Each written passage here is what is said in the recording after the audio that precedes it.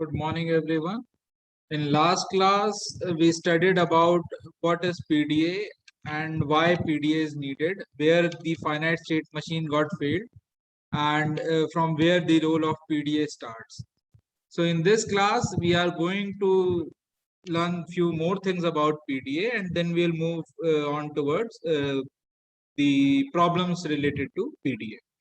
So if we want to verify the validity of a string, or if we want to construct a PDA, there are two ways by which we can construct a PDA. First one is by reaching to one of the final states, जैसा कि हम finite state machine में करते थे. तो हम किसी भी एक final state पर अगर पहुंचते हैं string को पढ़ने के बाद, then we can declare that yes, that string is valid or not. And another method is by making stack empty. That means when we read the complete string, the stack which we are using becomes empty. If it becomes empty, that means our string is valid and our PDA has been constructed. So these are the two methods. Both the methods have equal power. For both the methods can be used for making any PDA of any language sets.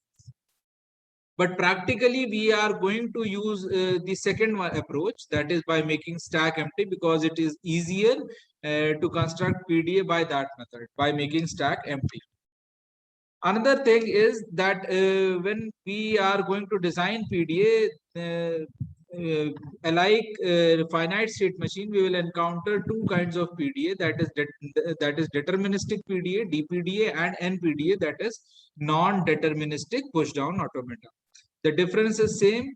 In the deterministic push-down automata, for a single set of input from one state, you will have a definite output. That means you will move towards a definite state and you will have a definite output.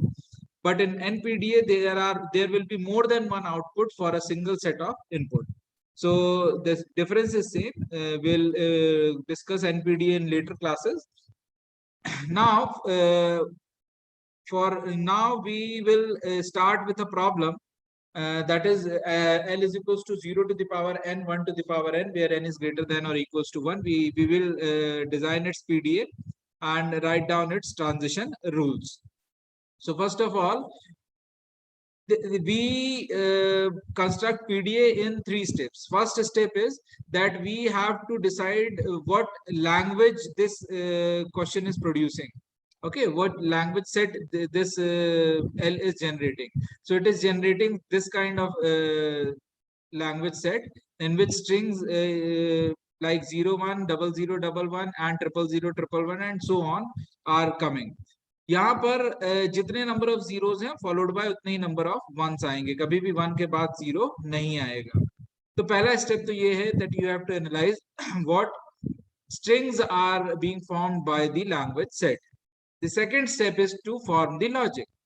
So logic आपको सोचना पड़ेगा कि क्या करें हम, क्या stack में push करें, क्या पॉप करें इस स्ट्रिंग को पढ़ने के लिए, ताकि हम जितने जीरोस हैं उतने ही वंस रीड कर पाए. तो हम क्या करेंगे, we will decide the logic like this, that for every 0 we will push 1 x into the stack. Now here in place of x you can push anything, y, z, a, b. In fact, in respect to 0 you can push 0 also. It is up to the designer that what stack symbol he has to push or pop from the stack. So यहाँ पर मैंने logic ये बनाया that for every 0 we will push 1x into the stack and for every 1 we will pop 1x from the stack. ठीक है. तो first of all यहाँ पर मैं एक एग्जांपल लेकर दिखाता हूँ आपको. जैसे मैंने सैंपल के लिए 00011 एक स्ट्रिंग ली, इनपुट स्ट्रिंग. अब बाय डिफॉल्ट मैंने जैसे ही स्टैक को इनिशियलाइज किया, z0 जो है वो उसमें बाय डिफॉल्ट रहेगा. मैंने रूल बनाया है कि for every 0 there we have to push 1x into the stack. So this is the first 0 and for this 0 we have pushed first x into the stack. Now second 0, for second 0 we will push another x into the stack. So now stack is having 2x in it. Now for third 0 we will again push x into the stack. So now our stack is having 3x. Now for the very first time we got 1 in our input string.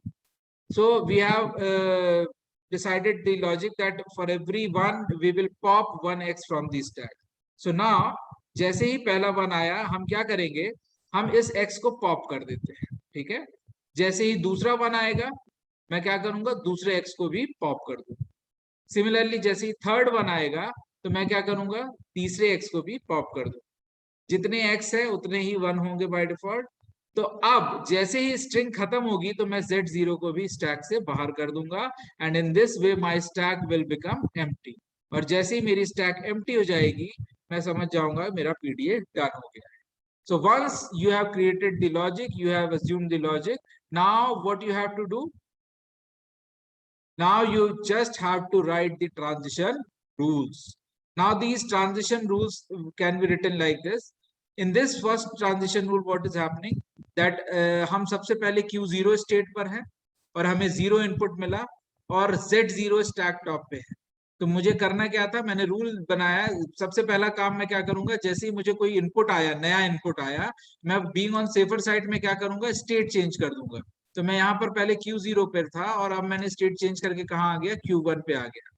और मैंने logic ये बनाया है कि जब भी 0 आए input में आपको x पुश करना है, तो मैंने ये देखिए x पुश कर दिया ना। लिखने का तरीका ये होता है कि जो भी चीज आपको पुश करनी है वो आप आगे लिखते हैं, तो हमने x को आगे लिखा और लास्ट में आप जो लास्ट वाला स्टैक सिंबल है उसे कॉपी कर देते हैं। ऐसा क्यों करते हैं, क्योंकि लास्ट वाला स्टैक सिंबल जो है वो स्टैक टॉप के ऊपर जाकर ओवरराइट होता है and then push operation perform होता है।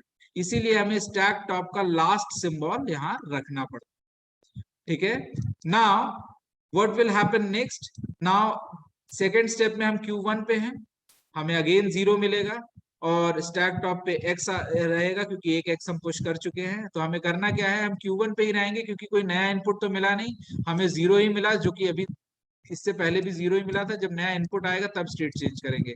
तो हमने जो Q1 है वो यहाँ पर भी Q1 ही रखा, हमने एक x को पुश किया।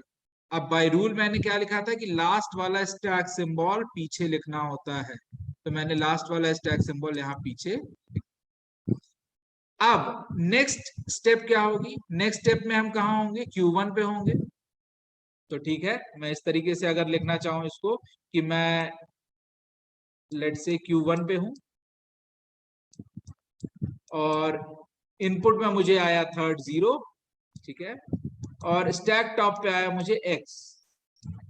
तो मुझे करना क्या चाहिए, बाय रूल मुझे ये करना चाहिए कि मैं Q1 पे ही रहूं क्योंकि कोई नया इनपुट तो आया नहीं है, 0 ही रिपीट हो रहा बार बार। तो मैं Q1 पे ही रहूं और मैं पुश करूं x को, क्योंकि 0 आता है तो मुझे x पुश करना है। और लास्ट में मैं क्या करूंगा, इस लास्ट वाला स्टैक सिंबल मतलब इस वाले स्टैक सिंबल को यहाँ कॉपी कर दूं। तो अगर आप ध्यान से देखें तो ये वाली step is exactly same like this, ये दोनों स्टेप बिल्कुल सिमिलर है। तो हम बार बार एक ही स्टेप को नहीं लिखेंगे, हम एक ही स्टेप से काम चलाएंगे।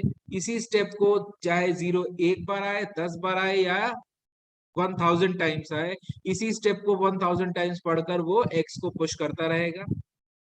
नाउ कभी ना कभी स्टैक में कभी ना कभी इनपुट में 1 आएगा। What will happen in that case, जैसे ही 1 आया तो आप उस समय Q1 स्टेट पर थे और इनपुट पे आपको 1 मिला और स्टैक टॉप पे ऑब्वियसली x होगा क्योंकि आपने यहाँ पर क्या किया था, यहाँ पर आपने x को पुश किया था। तो यहाँ पर जैसे 3 0 आए हैं तो मैंने 3x को पुश किया था, ये लीजिए मैंने 3x पुश कर।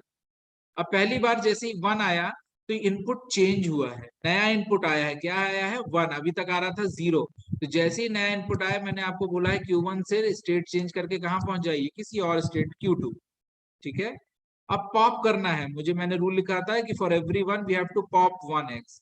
तो पॉप करने का तरीका ये है कि यहाँ पर आप लिखते हैं एप्सिलॉन, ये एप्सिलॉन जाकर इस x के ऊपर ओवरराइट होता है, जिसकी वजह से ये x जो है यहां से पॉप हो जाता है, ठीक है।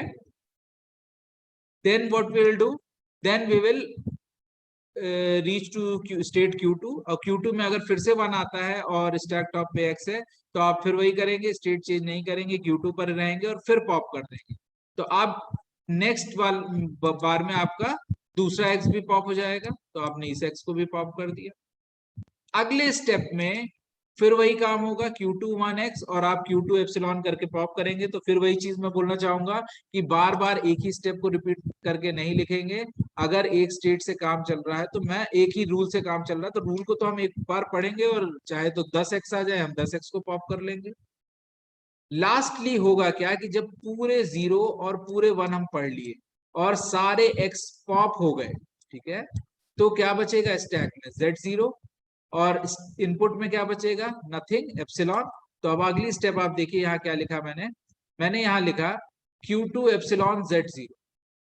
नाउ Q2 एप्सिलॉन Z0 मतलब हम स्टेट Q2 पर हैं और एप्सिलॉन का मतलब कि स्ट्रिंग हो गई खत्म, नल स्ट्रिंग है ना, अब नल आ गया है मतलब स्ट्रिंग खत्म हो गई और स्टैक पे है Z0।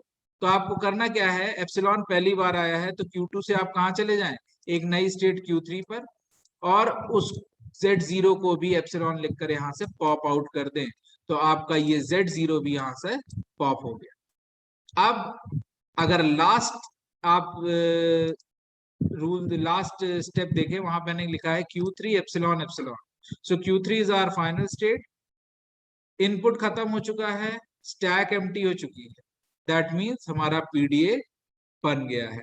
So this is the method by which we will design a PDA or write its transition rules. So this is the PDA for L is equals to 0 to the power n, 1 to the power n. I hope you understood this thing. Now, if we have to design, if we have to draw its transition diagram, how we will do it? We will simply see that how many states are there. यहाँ पर Q0, Q1, Q2, Q3 यानी 4 state हैं। तो I will make Q0, Q1, Q2, Q3 4 states बनाई मैंने। उसके बाद Q0 initial है क्योंकि मैं Q0 से ही स्टार्ट कर रहा हूँ, ठीक है। तो Q0 से देखिए सबसे पहले आपने क्या किया, Q0 में 0Z0 दिया तो आपने यहाँ पर क्या किया था, X पुश किया था। तो वहां पर देखिए ध्यान से, मैं I am underlining these things, मैंने यहाँ पर मेरे को आया 0 और Z0, तो मैंने किया क्या, XZ0 मतलब X को पुश किया।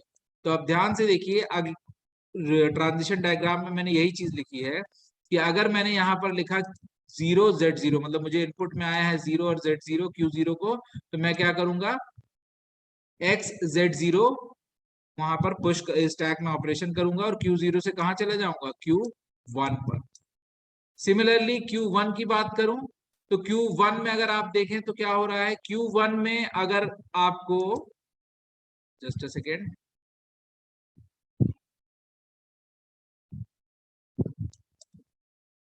Q1 में आप देखिए तो आपको 0 और X आ रहा है, तो आप क्या करते हैं, एक X को पुश करते हैं और लास्ट में लास्ट स्टैक सिंबल लगता है। Similarly you can draw, you can write other transition also. और लास्ट में फाइनल स्टेट तो Q3 है ही है जैसा कि मैंने बताया था, तो मैं Q3 को फाइनल बना। So it is very easy to draw transition diagram by seeing the transition rules of any PDA. These are the transition rules. By seeing these transition rules, we can easily make its transition diagram.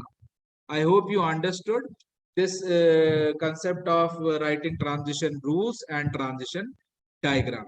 And one more thing is there, that if we have to check the validity of strings with the help of PDA, suppose you have got a PDA and you got a string and you have been told that to please check the validity of this string, that whether it is valid or not. So what you will do, you will start with from initial state, that is Q0.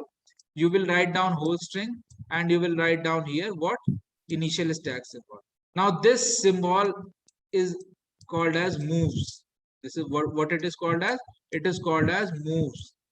Means by reading this input set, what move you are going to perform. Okay, so this is moves. अब जैसे ही मैंने Q0 पढ़ा, input पे सबसे पहले मैंने 0 पढ़ा और Z0 पढ़ा, तो मैं देखूंगा यहाँ पर Q0 0 Z0 से मैं क्या करता हूँ, सबसे पहले तो स्टैक में क्या कर देता हूँ, X को पुश कर देता हूँ और Q1 पे चला जाता हूँ। तो आप यहाँ देखिए मैं कहाँ आ गया, Q1 पे। ये 0 मैं पढ़ चुका हूँ तो इसको मैं डिलीट कर दूंगा, तो अब मेरी स्ट्रिंग कितनी बची, 0 0 और 1 और यहाँ पर स्टैक की कंडीशन देखें तो यहाँ एक X पुश हो चुका है। अब अगली स्टेप देखते हैं, Q1 0 X, तो Q1 पे हूं मैं, 0 और X मिला, तो देखिए 0 और X यहाँ पर मिल रहा है, मैं क्या करता हूँ, उसी Q1 पे ही रहता हूँ और एक X को पुश कर देता हूँ। तो अब आप देखिए Q1 पे ही हूं मैं, since I have read this 0 तो मैं इसको डिलीट कर दूंगा। अगले स्टेप में देखिए 0 ट्रिपल 1 बचा और मैंने एक x को और पुश कर दिया। ठीक है, then what will do in next steps. अब क्या आया मेरे पास, Q1 0x। तो again I will read the same transition कि Q1 पे हूं मैं और 0x मिला तो मुझे क्या करना है, XX। ओके, Q1 पे ही रहूंगा मैं, तो मैं Q1 पे ही रहा। ये 0 सिंस मैं पढ़ चुका हूं तो डिलीट कर दूंगा, तो अब मेरे पास बचेगा 1 1 1 और स्टैक में मैंने एक x को और पुश कर दिया। ठीक है, now what will happen, Q1 1x आया, तो Q1 को 1x आता है तो आप क्या करते हो, पॉप ऑपरेशन करते हो और Q2 पे चले जाते हो। तो आप Q1 से देखिए यहाँ पर मैं कहाँ पे आ गया, Q2 पर। Since this 1 has been read तो मैं इसको डिलीट कर दूंगा, अब 2 1 बचेंगे और यहाँ पर मैंने जैसे ही एक x को पॉप किया तो ये यहाँ से गायब हो जाएगा और अब बचेगा सिर्फ 2x। Similarly again Q2 1x, फिर से मैं Q2 1x पढ़ूंगा तो मैं क्या कर रहा हूँ, Q2 में अगर 1x पढ़ता हूँ तो मुझे पॉप करना है और वापस Q2 पे ही जाना है। तो मैं Q2 पर ही रहा, इस 1 को मैं पढ़ चुका हूँ तो मैं डिलीट कर रहा हूँ। अब सिंगल 1 बचा और इस x को भी मैंने पॉप कर दिया, तो अब मेरे पास सिर्फ एक x और z0 बचा। Q2 1x, again the same transition, Q2 1x। तो Q2 1x मैं पढ़ूंगा और मैं करूंगा क्या, Q2 पर ही जाऊंगा और एप्सिलॉन यानी एक पॉप और कर दूंगा। तो मैंने क्या किया, देखिए यहाँ पर इस x को भी मैंने यहाँ से पॉप कर दिया, तो अब बचा सिर्फ z0। Q2 का Q2 पे ही रहा। ये 1 जब मैंने पढ़ लिया तो इसको भी डिलीट करूंगा, तो अब स्ट्रिंग बचेगी क्या, नल, कुछ नहीं। तो Q2 एप्सिलॉन z0 के लिए मैंने क्या लिखा है, यहाँ देखिए Q2 में एप्सिलॉन z0 जब आए तो आपको पॉप करना है और Q3 पे चले जाना है। तो मैं यहाँ आया Q3 पर और पॉप कर दिया मैंने, तो अब स्टैक भी एम्प्टी, स्ट्रिंग भी finished. Now I have reached to the final state. So this is the method by which we can check the validity of string also, and I have told you how to make a PDF. Thank you so much.